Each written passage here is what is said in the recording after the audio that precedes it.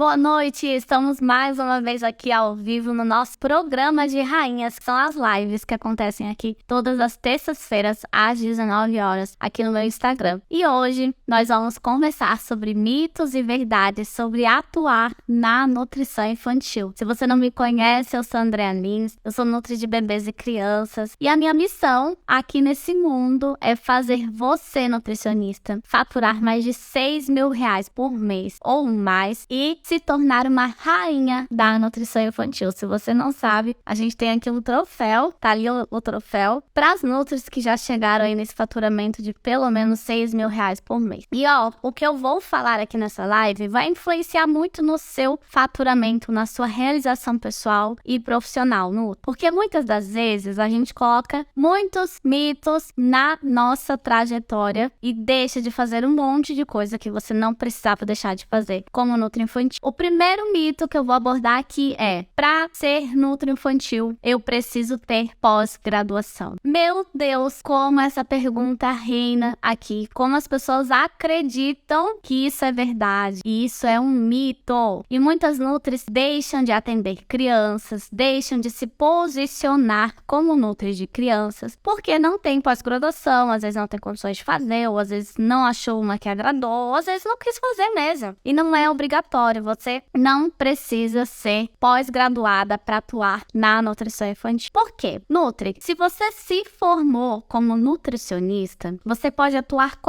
em qualquer público, com qualquer público. Você pode atender idoso, você pode atender crianças, gestantes, esporte, nutrição do esporte, no hospital, na UAN. Você pode exercer a sua profissão de nutricionista.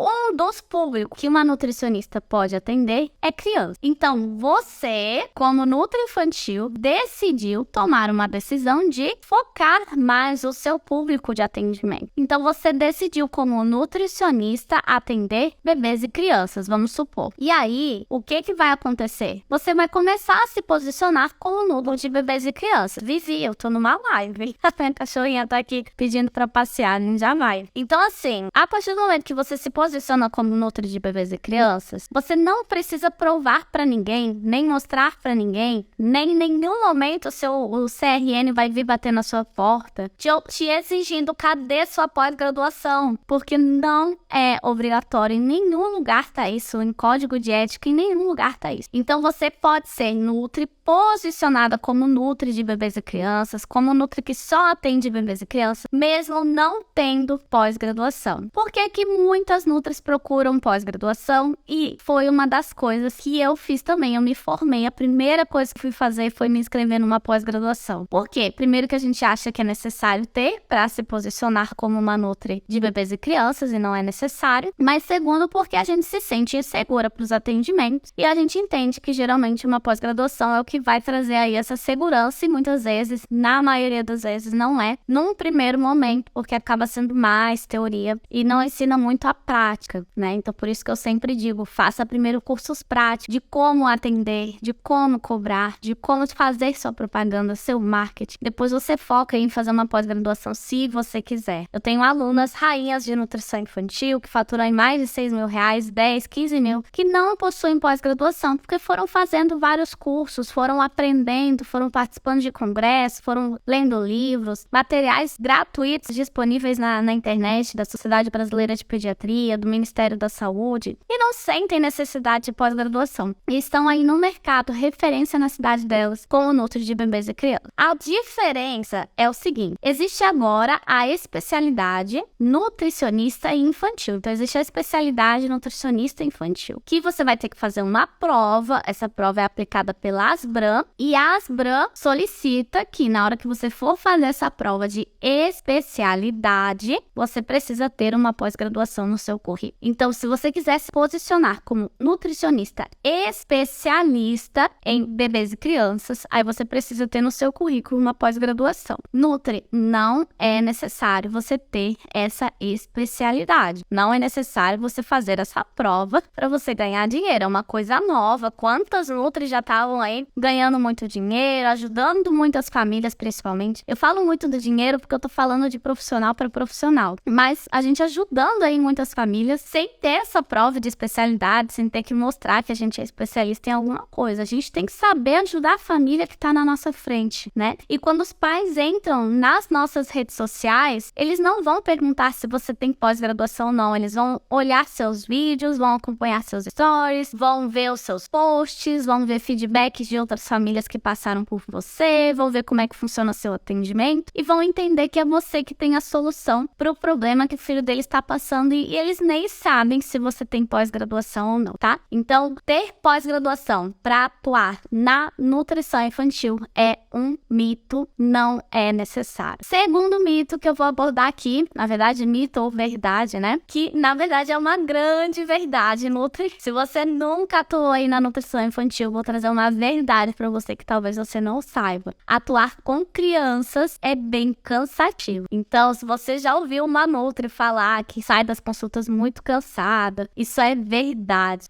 Pelo menos na forma como eu ensino lá no Método NutriKids, né? No meu curso para Nutris que estão iniciando aí na nutrição infantil. A gente senta no chão, a gente rola com a criança, a gente pula, a gente grita, a gente faz o que precisar para atrair essa criança com o alimento. E no final do dia, a gente chega muito cansada em casa, mas a gente chega cansada e feliz. Então, já que isso é uma grande verdade, uma coisa que eu recomendo no início é que você não marque muitas crianças num dia só, porque vai ser muito exaustivo. Ainda mais que, geralmente, quando a gente faz a terapia alimentar, rola ali muita sujeira, no sentido de alimento pra lá, alimento pra cá. Já teve paciente meu que a gente tava fazendo a terapia alimentar com feijão, a gente ia fazer um caldinho de feijão, porque ele não gostava do baguinho do feijão, né? E aí eu coloquei o feijão no liquidificador. Antes de eu tampar o liquidificador, ele ligou e voou o feijão, gente, pro consultório inteiro. Feijão na mini cozinha, feijão no teto, tinha feijão por tudo. Ou seja, atender crianças traz essa demanda de ter essa energia a mais pro atendimento, no momento do atendimento e para depois do atendimento, para você limpar toda a bagunça. Então, vamos supor que você é nutri de adultos e você atende ali, sei lá, 6 por dia. Tem alunas minhas que atendem 6 pacientes por dia e dão super conta. Eu, por exemplo, eu marcava no máximo 4 pacientes por dia, porque realmente eu saía muito cansada. Isso é uma baita verdade, mas eu amava, eu saía cansada e muito, muito feliz. Então, essa é uma verdade aí de ser nutri infantil. Se você não sabia, eu tô te contando. Por isso que a gente tem que aprender a valorizar o nosso trabalho, a valorizar o nosso serviço. Por quê? Pra gente atender menos e ganhar mais. Então, a gente pode sim atendo às vezes 10 por dia. Meu Deus, Thay, como é que você consegue?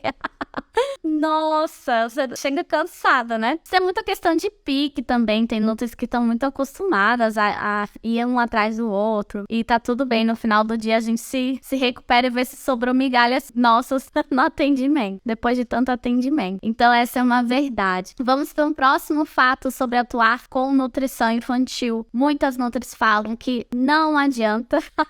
Morta só o espírito, eu imagino. Às vezes nem o espírito ficou perto. Então, ó, muitas nutris falam em lives que eu tô fazendo, no meu direct, tá? Às vezes eu converso ali com muitas nutris via WhatsApp também. Muitas falam, não adianta ser nutri-infantil, os pais não colaboram. Isso é um mito. Adianta sim nós sermos nutri-infantis. Muitas pessoas falavam isso pra mim quando eu dizia que ia fazer nutrição infantil. Antes mesmo de me informar, as pessoas já falavam, mas pra quê se o problema são os pais? Por que você vai atuar com a criança se o problema são os pais? Isso é mito e eu provei isso na prática, porque a criança é um objeto de transformação para toda uma família. Qual é a diferença da família que consegue essa transformação da família que não consegue, através de uma nutri-infantil ali atuando e remediando a situação? É uma nutri-infantil que sabe se posicionar perante os pais e sabe delegar a função de cada um ali. Então, dentro do método NutriKids, eu tenho algumas aulas aulas que eu falo sobre atuação diretamente só com a criança e atuação diretamente só com os pais. A Ale falou, ó, ouço muito isso por aqui também, daí é muito comum. Então, assim, qual é o meu jeito de trabalhar com os pais que a gente consegue esse apoio, que a gente consegue que os pais façam a parte deles e a gente vê que adianta trabalhar com a criança, mesmo os pais tendo ali vários defeitos. E ó, todo mundo tem defeito. O dia que você for mãe, o dia que se você já é mãe, você sabe que você tem vários defeitos. E tá tudo bem, ninguém é perfeito. E os pais estão lá, na nossa frente, pedindo ajuda, porque estão tentando acertar. Então, se eles estão lá pedindo ajuda para a alimentação da criança, eles estão falando, socorro, Nutri, eu preciso de ajuda para ajudar meu filho. Mas muitas das vezes é de forma inconsciente. Os pais entendem que levando na Nutri, a Nutri vai resolver o problema dos filhos. Mas é óbvio que a gente precisa do apoio dos pais. Porque a gente vê a criança quando é seletiva uma vez por semana, no máximo 2, né? Às vezes tem famílias que querem vir 2 vezes por semana. E tem crianças que a gente vê uma vez por mês, quando é mudança de hábitos ou a cada 15 dias. E às vezes dá uma atrasada ali na consulta, a gente vê a cada 45 dias, né? Que às vezes vai remarcando até conseguir voltar. E então a gente precisa do apoio dos pais para conseguir de fato um resultado. Só que, quem é mãe aqui vai concordar comigo? Se a mãe tá com diabetes, se a mãe tá com sobrepeso, se a mãe tá com vários problemas ali, muitas das vezes ela por si só não tem motivação para mudar os hábitos dela e ela vai continuar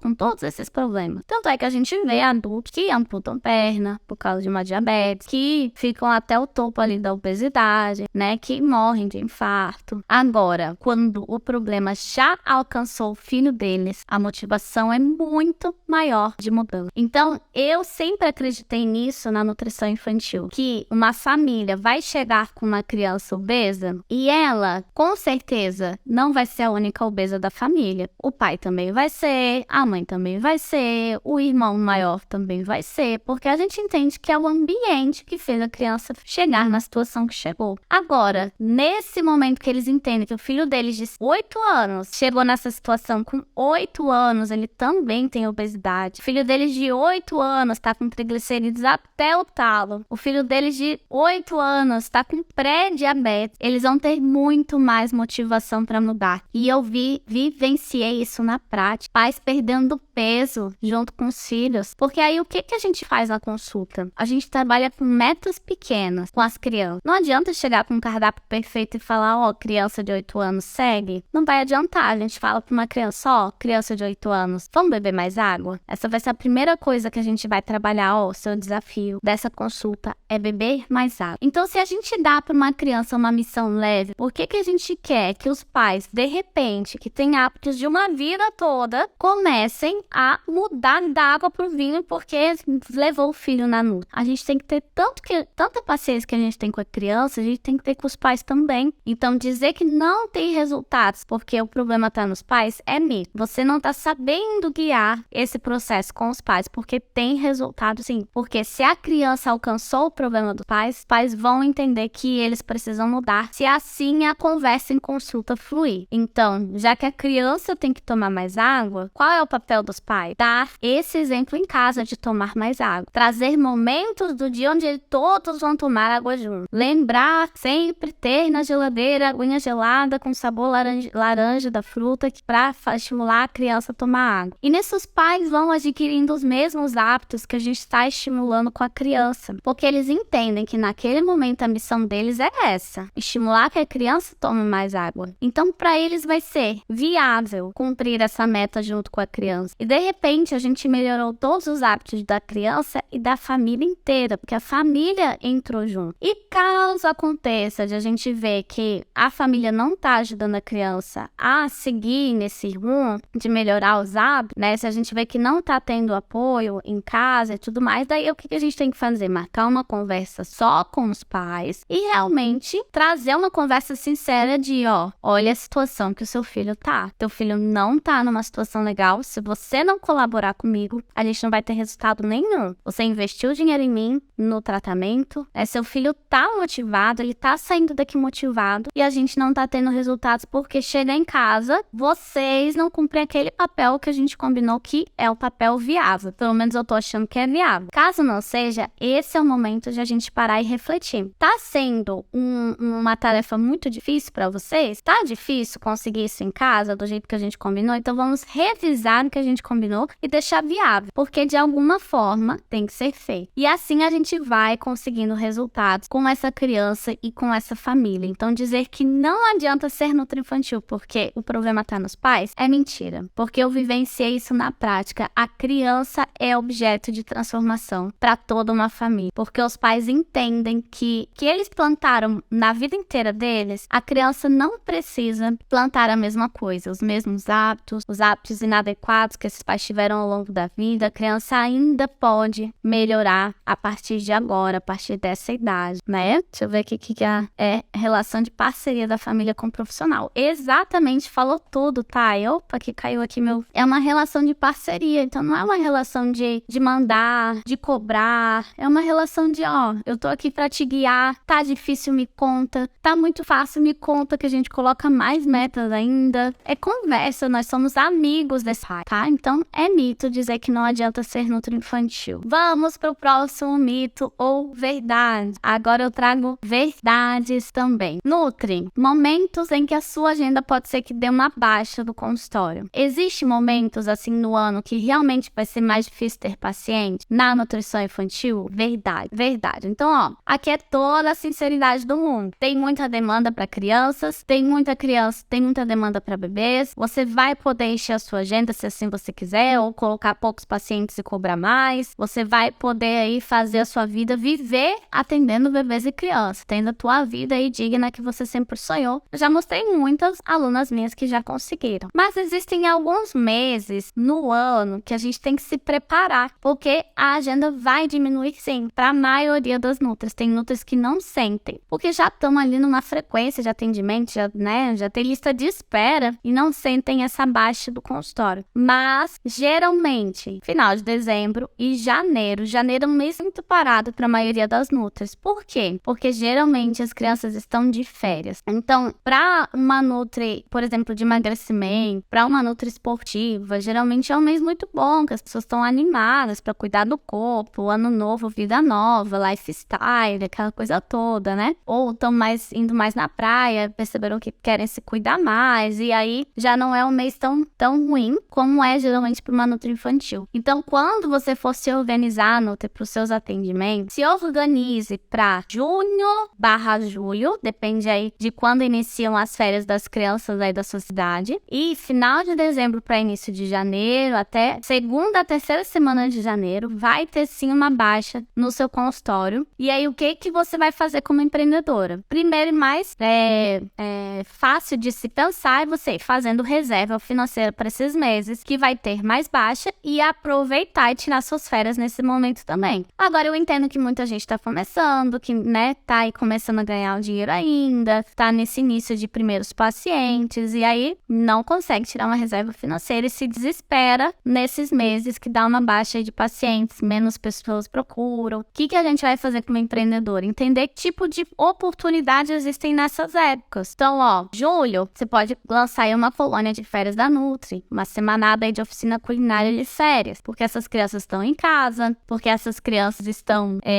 entediadas. Em casa, geralmente, não é um período que as pessoas viajam, então é um motivo das mães levarem os seus filhos para a Nutri, é um jeito de você ganhar dinheiro além de consulta, e aí você pode lançar aí, por exemplo, uma oficina culinária de férias. Em janeiro, que geralmente os pais estão viajando e tudo mais, mas é um momento que você pode lançar um e-book de lancheira saudável, né, um e-book de receitas para o verão, ou também uma oficina culinária de férias para as poucas crianças que ficaram aí na sua cidade, né, e não aquelas que foram viajar. Então é verdade que existem meses de mais baixa no consultório de uma nutri infantil, tá? Geralmente nos meses que as crianças estão de férias, às vezes aqueles pacientes que vêm o ano todo com você, nesses meses não vêm. Então tá ali fevereiro, março, abril, maio, aí fica o mês de junho vindo, mês de julho, a mãe já avisa, julho já não vem. E aí, geralmente é aquele paciente que você conta com o dinheiro, né? Porque é um paciente fixo, tá vindo todo mês, mas ele vai acabar viajando. Então, por isso que é importante a gente se organizando. E muitos pacientes também param no final do ano e voltam lá para março, para abril, né? E aí a gente tem que se organizar para esse período também, tá? Vamos pro próximo mito ou verdade. Se você chegou aqui, a gente falou sobre precisar ou não ter pós-graduação. A gente falou sobre se cansa ou não ser nutri-infantil. infantil, e a gente foi falando se é mito ou verdade. A gente falou sobre atender crianças adianta se o problema são os pais, e agora a gente falou sobre os meses de mais baixa de consultório e como a gente pode se preparar para esses meses. Vamos pro próximo mito ou verdade que eu preparei aqui para você, Lu. Para começar os atendimentos, eu tenho que ter consultório próprio. Quem já me segue já me viu falar muito sobre isso, mas sempre chega a Nutrinova e eu vou ter que repetir, desculpa se eu vou ser repetitiva. Mas se você vai iniciar seus atendimentos na nutrição infantil, você não deve, inclusive, ter consultório próprio. Então, quantas nutris eu conversando no privado falam assim, mas não adianta eu entrar no seu método se eu ainda não tenho consultório próprio. Muito pelo contrário, muito pelo contrário. Primeira coisa, Nutri, você não vai abrir consultório próprio, porque consultório próprio traz gastos. A partir do momento que você começa a atender, você vira uma empreendedora na nutrição infantil. É essa a visão que você tem que começar a ter de você. Então, você é uma empreendedora na nutrição infantil, uma empreendedora sabe onde vai investir seu dinheiro. E esse dinheiro investido, pelo menos no início da carreira, tem que voltar rápido. Não é um dinheiro que vai voltar daqui sei lá quantos anos. Não, tem que voltar rápido, porque é um dinheiro que você tem pouco ali no início. E às vezes nem tem. Quantas nutris montam consultório sem nem ter dinheiro, porque acham que precisam disso para atendimento. Qual é a primeira coisa? Não abrir consultório porque você vai ter gastos. Gasto com aluguel, gasto com condomínio muitas vezes, se for num prédio, gasto com energia elétrica, gasto com internet. Muitas das vezes você vai gastar instalando várias coisas. Então, às vezes você vai, o aluguel da sala é baratinho, é R$400, não vou ouvir a ideia. Ok. Você viu se nessa sala tem ar-condicionado? Ou se você vai ter que pagar ali R$2.000 e mais a instalação R$300, R$400 para instalar um ar-condicionado, porque não tem condições você atender uma criança sem um ar-condicionado. Se você mora numa cidade que é calor. Você viu se quanto é o alvará da prefeitura para você ter seu consultório próprio? É geralmente mais de R$1.000. Então, gente, é muita despesa e não é necessário você ter um espaço próprio para iniciar seus atendimentos. A primeira coisa que você vai fazer quando você começar seus atendimentos é investir em você, sabendo o que você vai fazer na consulta. É a primeira coisa. Seja comigo, seja com qualquer outra mentora. Você vai investir em curso prático para te ensinar a atender. E aí, onde você vai atender se não vai ter consultório próprio? Você vai sublocar espaços de outros profissionais, vai pagar por hora, vai deixar um percentual da sua consulta. E por último, em últimos casos, vai sublocar ali um período e pagar ali uma mensalidade, mas nem é o que eu indico. Eu indico você deixar percentual da sua consulta ou você pagar por hora o espaço que você está utilizando. Tem vários locais que a gente atende aí que pode pagar ali R$30, R$40 a hora do seu espaço que você está atendendo. Então, o que isso quer dizer? Você só vai gastar se você tiver paciente. Então, você tem paciente para atender aonde você vai atender e do dinheiro que você recebeu, você vai deixar um percentual para a clínica que você está ali atendendo. Geralmente varia de 30% a 40% do valor do seu atendimento. Ou seja, você vai dormir tranquila no seu travesseirinho toda noite sabendo que nesse momento, início de carreira, você não tem uma despesa desnecessária. Você está usando o seu dinheiro de forma consciente. Você está atendendo onde pode, construindo seu nome na cidade, aprendendo a ser uma profissional maravilhosa para os seus pacientes, investindo em conhecimento certo. Diga-se de passagem, o método NutriKids é um ótimo investimento, mas agora a gente não está com as inscrições abertas, mas teremos próximas turmas. Mas até lá, até você aprender a atender e ter uma agenda sólida, você não vai montar consultório. Mas daí o meu sonho é ter um consultório próprio. Tudo bem, mas vai ter hora para isso. Quando que é a hora de montar consultório próprio, Deia? Primeiro, você vai olhar assim, o valor que eu tô deixando nos espaços que eu tô atendendo é maior, está passando a ser maior que o valor que eu pagaria de aluguel, condomínio, luz, internet. Então, vamos supor que você tá numa clínica e a sua agenda tá lotada nessa clínica e você tá deixando lá por mês de percentual da sua consulta, vamos supor, R$1.200. Cara, tá na hora de você abrir seu consultório, porque com esse dinheiro você abre seu espaço, você tem ali uma agenda mais livre, você pode fazer outro tipo de atividades nesse espaço, vai seu. Enfim, essa é uma das formas de a gente ver. Segunda forma de ver, olha, onde eu atendo, as pessoas realmente estão indo por conta do local que eu tô atendendo ou por conta de mim? Como assim, ideia? Às vezes você tá numa clínica que a tua agenda tá cheia, mas quem tá trazendo esses pacientes é a clínica. Então não vale a pena você montar um consultório próprio. Continua nessa clínica que ela vai sempre te trazer demanda. Não é a maioria dos casos, tá? Mas tem clínica clínicas que realmente já trazem a demanda para Nutri. Então não vale a pena você montar um consultório próprio. Eu tenho Nutris alunas minhas que já faturam mais de 15 mil reais, que ela nunca teve vontade de ter ali uma sala só dela. Por quê? Porque ali onde ela tá, é onde tá vindo a demanda. Então tem que analisar isso também. Ou às vezes você só tá usando a clínica como um espaço para atendimento, mas as pessoas estão vindo do seu Instagram, estão vindo de indicações de pacientes que você foi atendendo, estão vindo de Google Meu Negócio, de parceiros que você foi fazendo, não tem nada a ver com a clínica que você tá ali atendendo. Ah, Déia, mas onde eu atendo é cidade pequena, não tem clínica, isso não existe aqui. Tudo bem, mas o que você pode fazer? Achar outros consultórios de outros profissionais, na tua cidade não tem clínica, mas deve ter um pediatra com consultório próprio, deve ter ali uma fono, deve ter uma psicóloga, não precisa ser infantil. O espaço onde você vai atender não precisa ser já de alguém que atende nutrição infantil, porque na hora que você for atender, você vai levar sua mala. A minha mala rosa me acompanhou por muito tempo nessa estrada fora, e lá na sua mala você vai levar tudo que você precisa. Você pode levar brinquedo, tatames, toalhas plásticas, alimentos, balança, você vai colocar tudo ali. Enfeites, caso você queira enfeitar. Eu já tive aluna que transformava a sala onde ela estava, ela tirava todas as coisas que podia quebrar e tudo mais, ela enchia de ursinho de frutinha, igual tem ali, né? E de repente vira uma sala de nutri infantil. Dá mais trabalho? É claro que dá mais trabalho, mas tem que começar com o que a gente tem, sem fazer besteira. É besteira abrir consultório próprio no início da carreira. Eu fiz isso e eu me arrependi muito. Eu não gostaria que você fizesse isso também, tá? Então, de início, atende onde você pode, com as condições que você tem, e depois, por consequência de um bom trabalho, você vai ter seu consultório próprio, se assim for o seu sonho, com tudo que você precisa. Mini cozinha, que você precisa de uma pia, você quer fazer culinária, aí você monta do jeitinho que você sempre sonhou, com o suor do seu trabalho, tá? Fora que, às vezes, vale muito mais você estar nesses espaços, porque você vai ter mais contato com outros profissionais. E você ficaria escondidinha no seu consultório, né? Ninguém te veria, só ali no seu Instagram, mas seu Instagram ainda tá começando. Então, abre seus horizontes, né? Vamos atender em mais lugares, onde você vai ser mais vista, onde mais parcerias podem ser firmadas, onde mais pessoas podem ler seu nome lá na placa da clínica. Depois você, com mais nome, sendo mais referência, recebendo mais indicações, você abre o seu consultório próprio, tá? Então é mito, você não precisa de consultório próprio para atender criança. E aí vamos pro último, mito ou verdade na nutrição infantil.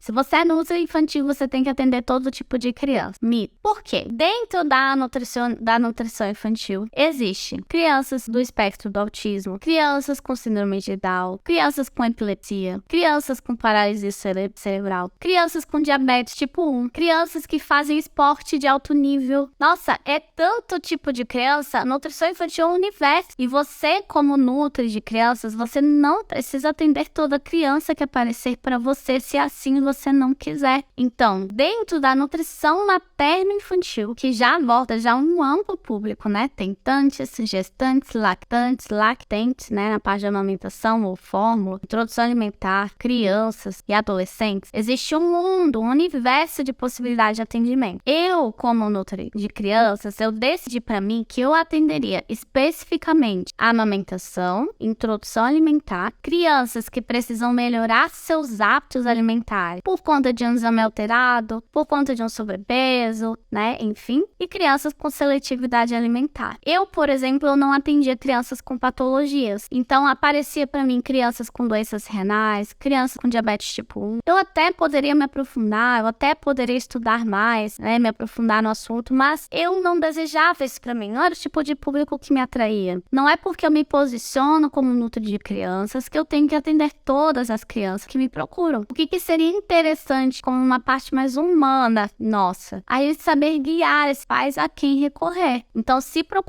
me procuravam para diabetes tipo 1, eu já sabia a nutri que eu ia indicar. Porque eu fui atrás, eu fui pesquisar que tipo de nutri que gostava desse tipo de atendimento, que tinha mais prática. Eu falava, olha, eu não atendo, mas não te preocupa, que eu tenho uma profissional para te indicar. E aí, isso me aliviava tanto, me tirava um peso das costas, que muitas nutris carregam, porque acham que vão se posicionar como nutri de criança, que vão ter que atender todo tipo de criança que vai aparecer. Não é bem assim. Tanto é que a maioria das alunas que entram no método, entram e começam a atender de tudo um pouco, porque lá no método eu ensino, né, de tudo um pouco, recebem essa base, mas depois elas começam começa a perceber aquilo que mais faz feliz. Aquilo que acaba a consulta, ela percebe, nossa, eu queria mais disso do que do resto. E aí tem nutris que se posicionam como nutri de bebês, que só atendem bebês. A Carol amando demais o método, sentindo já mais segura com 1 semana de método. Que bom, Carol! Fico muito feliz. Eu valorizo cada centavo de quem investe no método. Que bom, eu fico muito feliz, viu? Então, ó, eu tenho uma aluna dentro do método que ela recentemente se posicionou como nutri de bebês de 6 meses a 2 anos. E é só esse público que ela atende. Ela tá tendo pelo menos 3 pacientes novos por semana. Por quê? Ela começou a atender crianças, ela começou a atender amamentação e ela percebeu que o que preenchia mais ela era bebês. Ah, ideia, mas eu vou limitar a minha agenda, eu vou recusar pacientes, eu não posso, eu já mal tenho paciente dizendo que eu atendo todo materno infantil, imagina se eu começar a nichar. Aí é questão de quê? De um mau posicionamento seu, né? De você não estar segura naquilo que você tá fazendo e não só isso. Às vezes, você cada vez nichando mais, subnichando mais na nutrição infantil, cada vez você vai ver mais resultado no seu trabalho. Eu tenho alunas que entraram no método atendendo de tudo, depois se especializaram em crianças com paralisia cerebral. E ela tá lá com a agenda cheia. Mas é claro, para você tomar uma decisão dessa, você tem que ter a experiência, campo de batalha, entender o que realmente te preenche. Eu comecei atendendo tentantes, gestantes, e eu percebi que isso não me preencheu. E aí a gente vai tirando o público que realmente a gente não quer atender e vai focando naquilo que a gente quer. Você não é obrigada a nada, você é dona do seu próprio nariz. Então você pode atender aquele tipo de público que realmente faz sentido para você, e se é um público que você não quer, você direciona para uma profissional que atende esse público que você não tá querendo. E tá tudo bem,